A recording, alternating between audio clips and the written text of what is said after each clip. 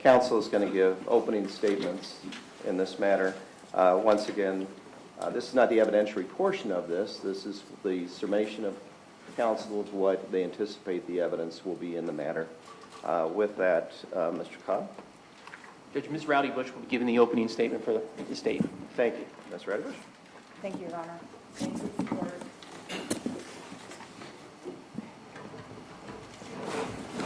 Counsel.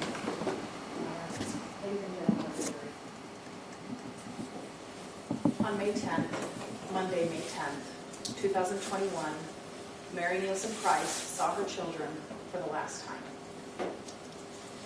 On that date, she exchanged her children, 5-year-old Emily Price and 3-year-old Theodore Price, who went by Emmy and Teddy, with her soon-to-be ex-husband, this defendant, Adam Price.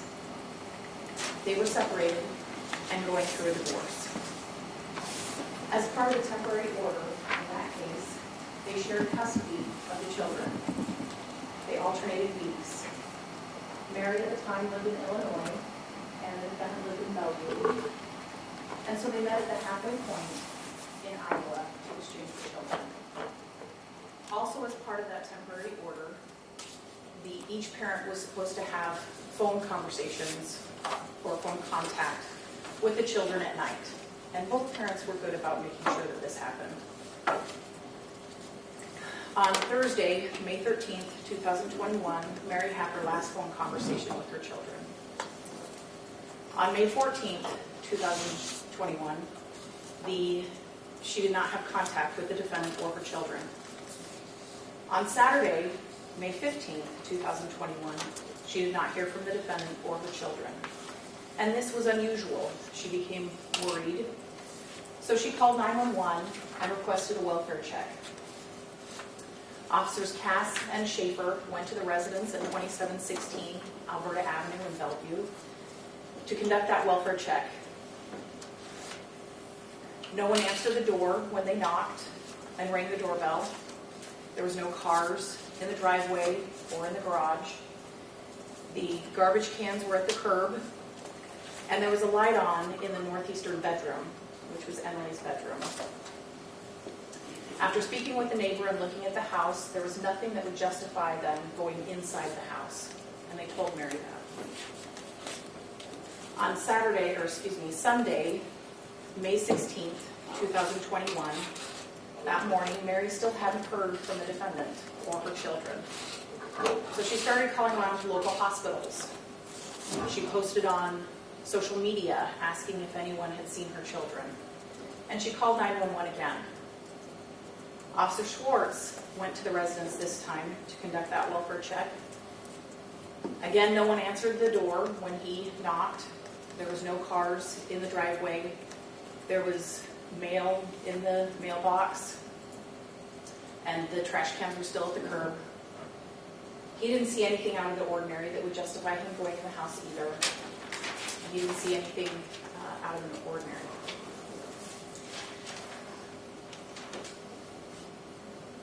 And he told Mary that as well. Morgan Schroeder Clark, a former co-worker and friend of Mary's, saw Mary's post on social media.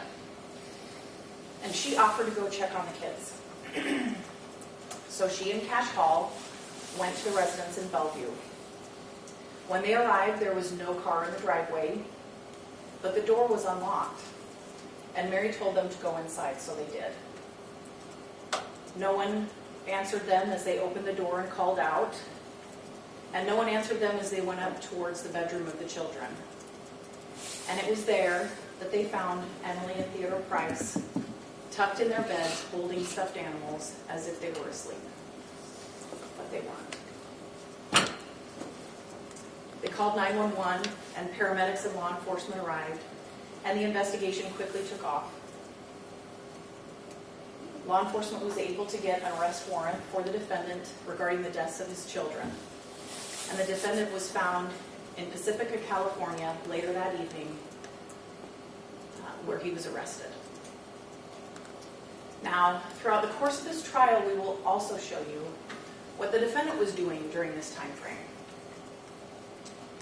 On Thursday, May 13th, the defendant called in sick to work. That afternoon at approximately 4 o'clock, he took Emily and Theodore to the neighborhood park. At approximately 6:54 p.m., he got gas at Casey's.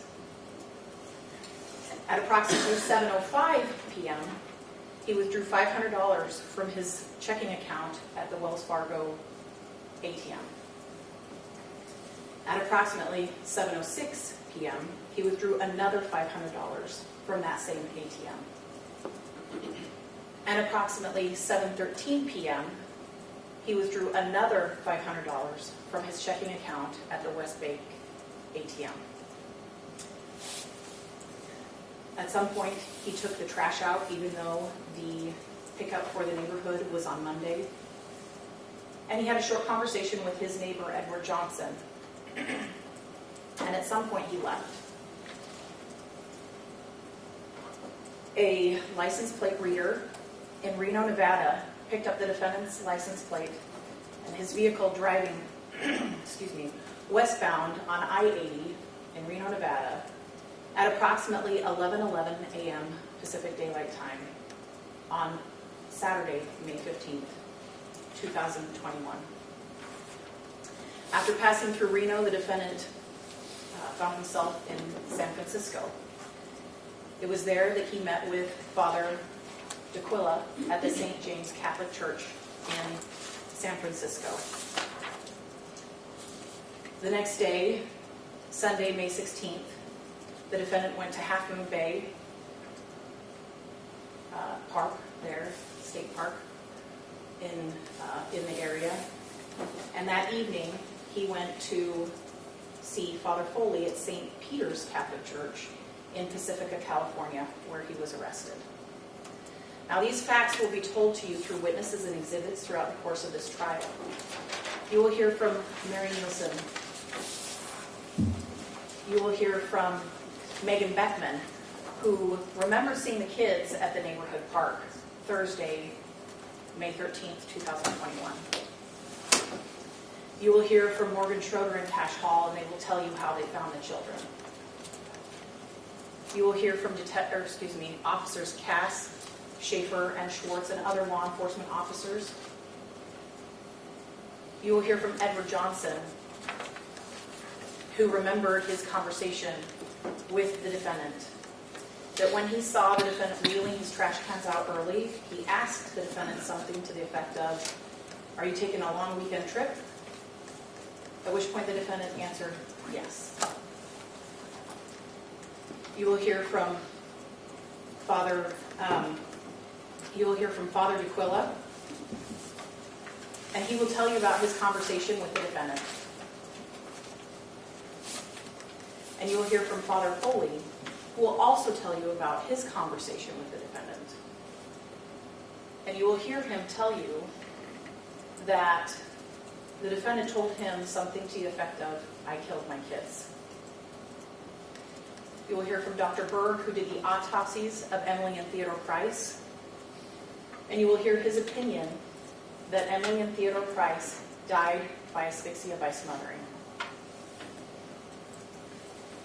And at the end of all of the evidence in this case, you will find that the defendant, Adam Price, killed his children, Emily and Theodore Price, that he killed them intentionally and that he killed them with premeditation.